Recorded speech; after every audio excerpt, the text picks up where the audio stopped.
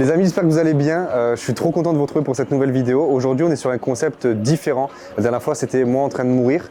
Là, aujourd'hui, je vais vous expliquer pourquoi j'ai fait ma salle de sport. Je vais vous expliquer un petit peu ma vision de l'entrepreneuriat, comment j'en suis arrivé à ce projet, qu'est-ce que c'est ce projet, hein, tout simplement. Donc, je vous invite à me suivre et on va voir ça de suite.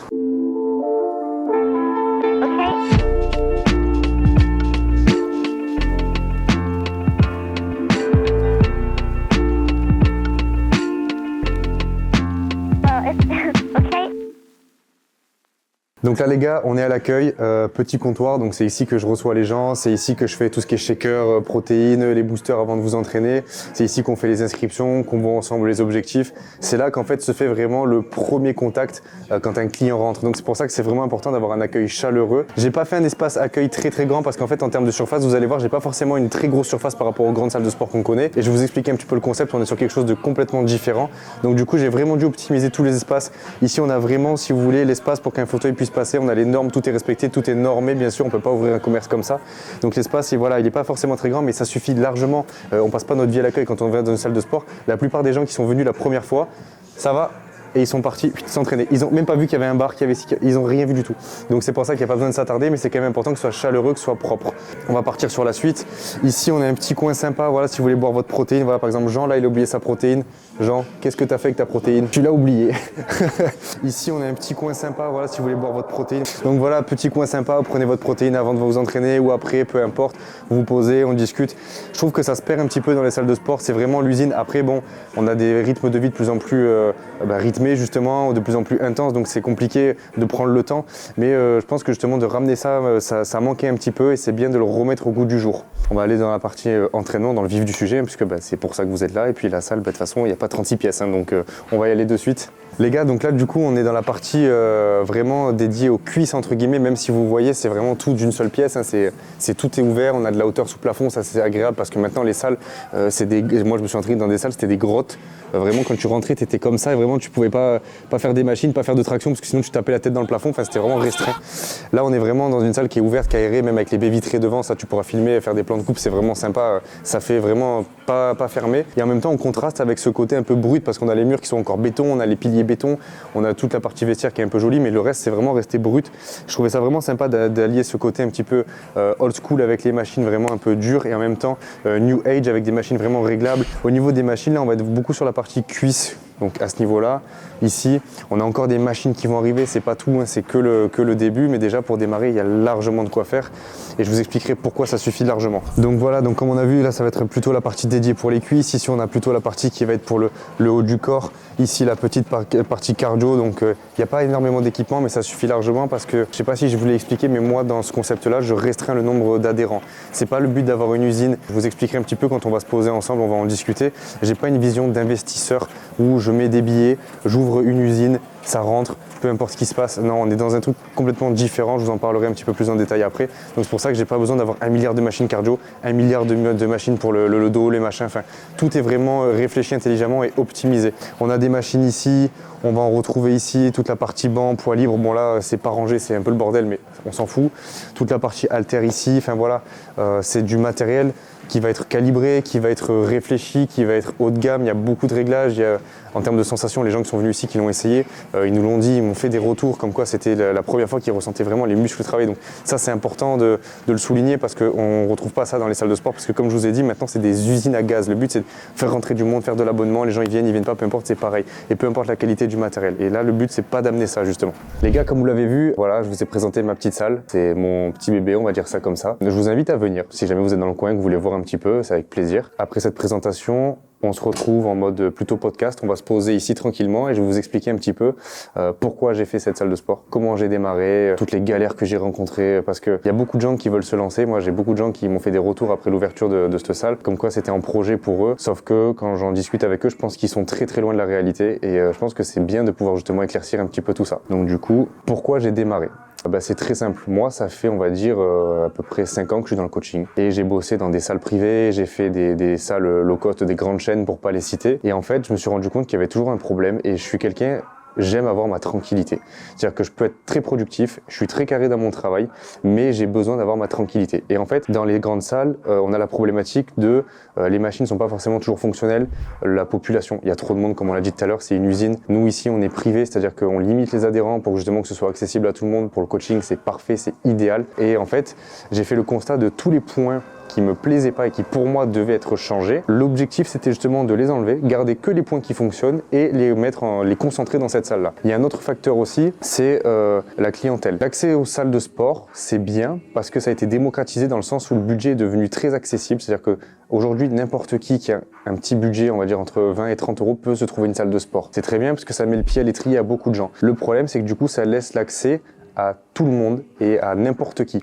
Et les gens qui prennent vraiment goût à ce sport-là se retrouvent très vite dégoûtés et se retournent vers des salles plus petites. Alors le problème, c'est que les salles plus petites, du coup, à ce moment-là, quand les grandes chaînes ont ouvert, elles se sont retrouvées en faillite.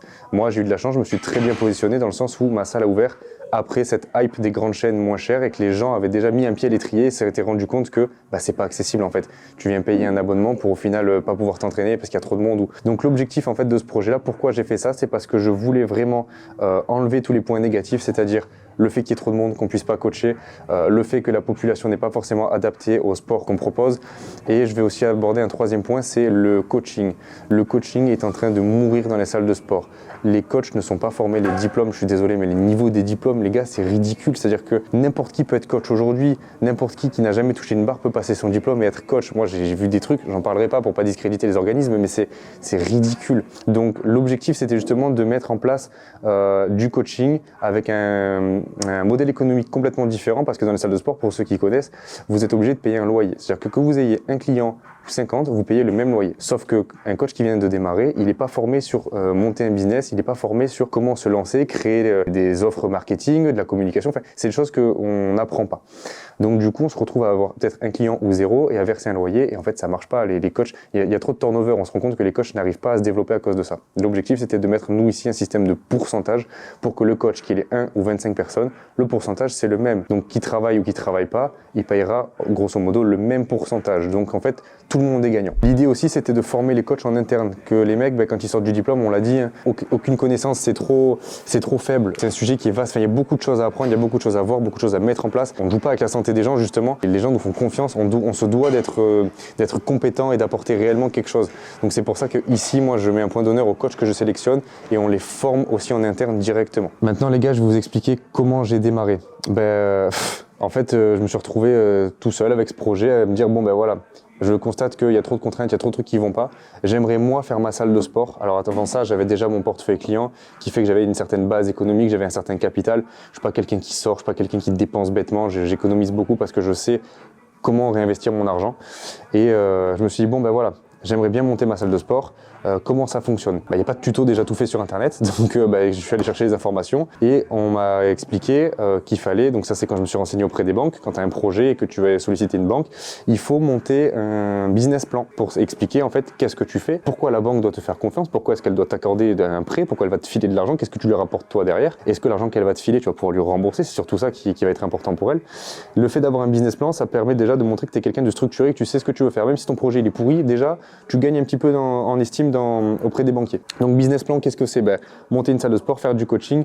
À partir de ce moment-là, il faut que tu aies un business plan, il faut parler chiffres aussi. Donc là, c'est le moment où il faut monter un prévisionnel. Un prévisionnel, alors moi j'ai essayé de le faire seul, je me suis rendu compte que c'était un métier, ça s'appelle être expert comptable. Je suis pas expert comptable. J'ai essayé de faire mon truc à ma sauce, c'était ridicule, mais ça donnait déjà une idée de ce que je voulais faire. Quand j'ai présenté à mon expert comptable, il a rigolé. On a le business plan, on a le prévisionnel, donc prévisionnel qui permet de dire, voilà, avec mon activité, ça va me coûter tant, je vais dégager tant de chiffre d'affaires, tant de bénéfices, ça va me permettre d'amortir certaines de mes mensualités pour les crédits, pour les machins, tout ça.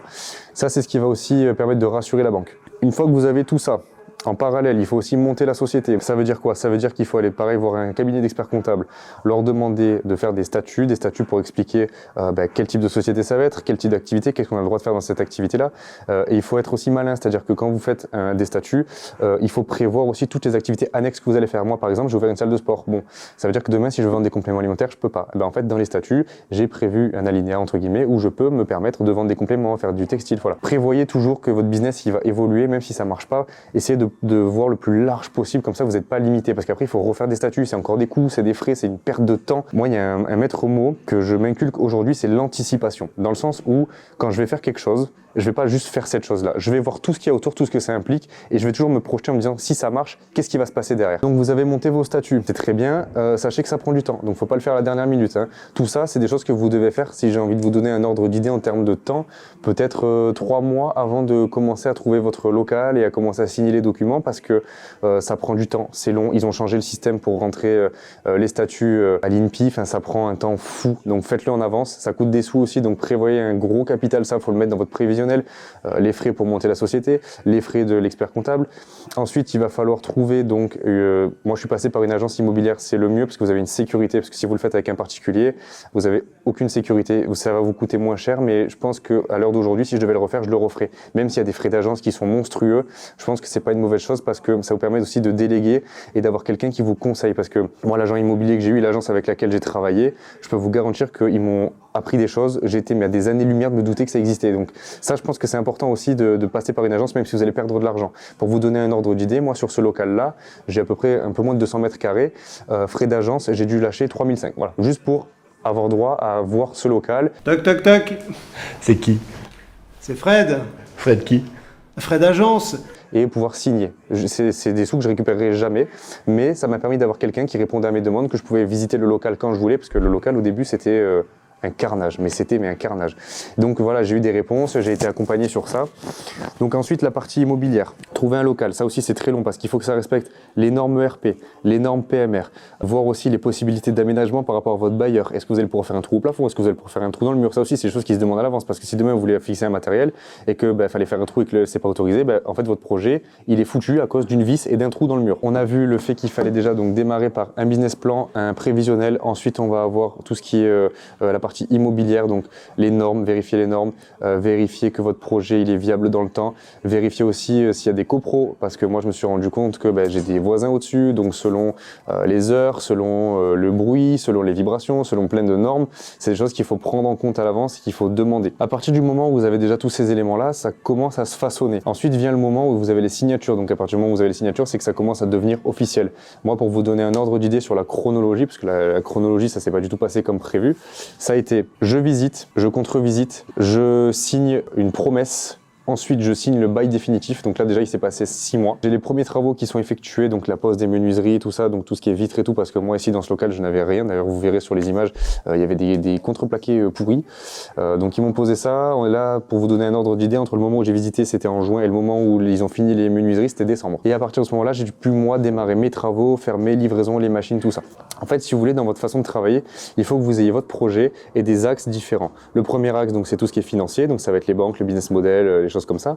Ensuite, ça va être tout ce qui est immobilier. Et après, ça va être aussi tout ce qui est aménagement. Donc, les travaux et la partie, moi, comme c'est une salle de sport, la partie machine. La partie machine, pareil. Faites des devis, demandez à des marques voilà, quel type de machines ils ont. Pareil, réfléchissez, faites pas comme les grandes salles où vous mettez des machines bêtement. Non, là, le but, c'est d'optimiser vos espaces, que ce soit fonctionnel, que vos adhérents soient contents aussi. Maintenant, je vais aborder les premières galères. Donc, comme je vous ai dit, les délais. Les délais, les gars, par rapport à ce qu'on vous annonce et par rapport à la réalité, c'est un monde. Même les coûts financiers, pour vous donner un ordre d'exemple. Moi, quand ils ont levé les contreplaqués pour mettre ensuite les menuiseries, je me suis rendu compte qu'entre mon entrée et moi, l'entrée de la salle, entre l'extérieur et l'intérieur, il y avait au moins 20 cm de décalage. Donc j'arrive un beau jour en regardant les menuiseries, j'étais tout content, je rentre dans la salle et je vois qu'il y a 20 cm de trou et je me dis c'est cool, mais les mecs en fauteuil ou même mettre une marche à l'entrée d'une salle, c'est pas trop ouf je pense, et c'est même juste pas autorisé par rapport aux normes PMR. Donc j'ai demandé à mon maçon, écoute, tu peux me faire une dalle, tu peux la couler une pente, faire une rampe d'accès. Il m'a dit ok, machin. Donc moi dans ma tête, ok, ça va me coûter 500 € de plus, je lui donne et voilà, c'est fait. Le mec il m'envoie le devis, c'est 3005. Voilà. Le mec il m'a coulé 2 mètres de béton sur 1 mètre, voilà, 3005. Voilà, ça va très très vite. Pareil, les vestiaires, j'ai dû les mettre aux normes PMR, donc on a grandi, on chapote, on machin, hop, c'est encore des frais. L'apport de DR qui était pas aux normes, on l'a refait, allez hop, encore 3005. En fait, les frais, ça va très très vite.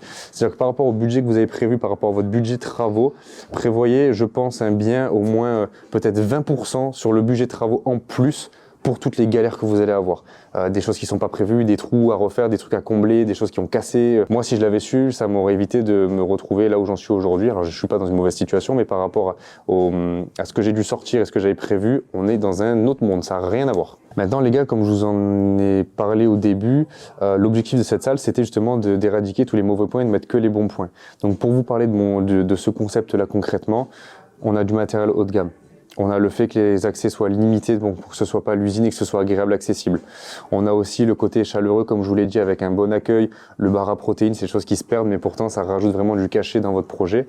On est aussi, en termes d'entrée, on est plus cher que les salles low cost. Ça se nuance. Je n'entrerai pas dans les détails par rapport à certaines méthodes de certaines salles de sport, mais vous vous rendez compte que le prix qui est annoncé, que vous payez en termes de mensualité, ça n'a rien à voir avec ce que vous allez payer réellement, si vous faites le calcul à la fin de l'année. Donc ici, on est un petit peu plus cher, mais c'est voulu, ça nous permet, nous, d'avoir une bonne clientèle. Les gens, quand ils viennent ici, ils savent pourquoi ils viennent, ça permet de faire le tri aussi, entre guillemets. Donc voilà, on est vraiment sur ces gros points forts-là. Pour vous donner un petit peu la suite de ce projet-là, donc là, c'est la V1, on va dire, c'est la première version. On voit comment ça tourne, on se laisse, je pense, 1 an. Dans 1 an, on fait un bilan. Bon, voilà, si ça a bien marché. Des petits concepts qu'on a mis en place, un peu plus techniques sur peut-être le coaching, peut-être des prestations, peut-être des trucs de protéines, des machins. On voit ce que ça donne, si ça plaît pas. Et on voit si dans la V2, on le poursuit. La V2, du coup, qu'est-ce que c'est? La V2, l'idéal pour moi, ce serait d'ouvrir une structure beaucoup plus grande. Donc forcément avec plus de machines, plus de matériel, plus de prestations aussi parce qu'on a beaucoup de projets en interne. Je dévoile pas tout pour le moment parce qu'on fera sûrement une vidéo dédiée à chaque petit projet qu'on a dans cette salle-là. De faire quelque chose de beaucoup plus grand mais toujours aussi qualitatif. On veut pas tomber dans ce truc d'usine à gaz où faut faire venir du monde pour faire venir du monde. On veut proposer vraiment voilà, des bons équipements, une bonne ambiance, des belles prestations et des choses qu'on voit pas dans les salles de sport. Dans cette V2-là, ce serait l'objectif pour moi. On a aussi d'autres concepts qui vont arriver, qui vont se rattacher.